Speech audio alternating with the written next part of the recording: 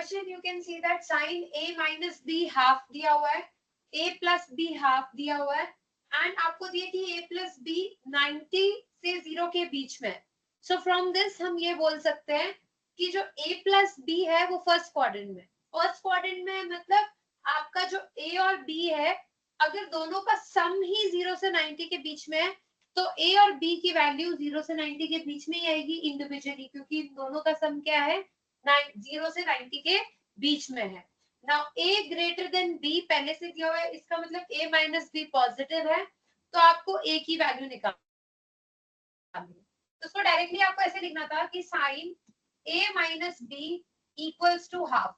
तो आप यहाँ से लिखेंगे कि फर्स्ट क्वाड्रेंट में साइन 0, 30, 45, 60, 90 ये टेबल हमें आता है, इसमें हाफ एंगल साइन का कब आता है, हमें पता है कि साइन की वैल्यू हाफ आती है 30 डिग्री पे, तो हम यहाँ से डायरेक्टली लिख सकते हैं देयरफॉर a माइनस b की जो वैल्यू है वो है 30 degree. So this is equation 1।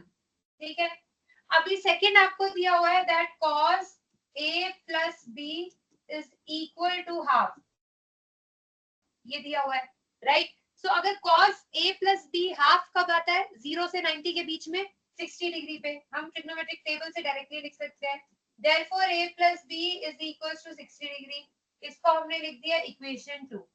अब मैं अगर इक्वेशन 1 एंड इक्वेशन 2 को ऐड कर दूं दोनों को, ठीक है, so what I will do, I will add equation 1 plus equation 2 कर रही हूँ, ठीक है, इक्वेशन 1 एंड इक्वेशन 2 को ऐड कर रही हूँ, तो आपका एडिशन से आप यहाँ से लिख सकते हैं a minus b is equals to 30, a plus b is equals to 60 degree.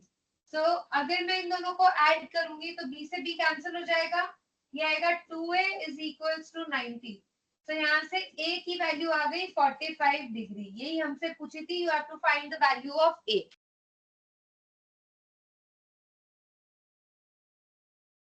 तो ये सेम टाइप का क्वेश्चन आप एमसीक्यू में भी देख सकते हैं कि एमसीक्यू में 1 मार्क का आ सकता है, ऑप्शंस आ सकते हैं, ए की वैल्यू बताओ, तो दिस इज एक्सपेक्टेड कि 1 मार्क का इस टाइप का क्वेश्चन जो है आ सकता है। और अगर सब्जेक्टिव में आएगा तो 2 मार्क में आएगा, 2 मार्क से ज्यादा में क्वेश्चन नहीं आएगा, बट हाँ ये 2 मार्क में भी आ सकता है। सो होपफुली समझ में आ गया।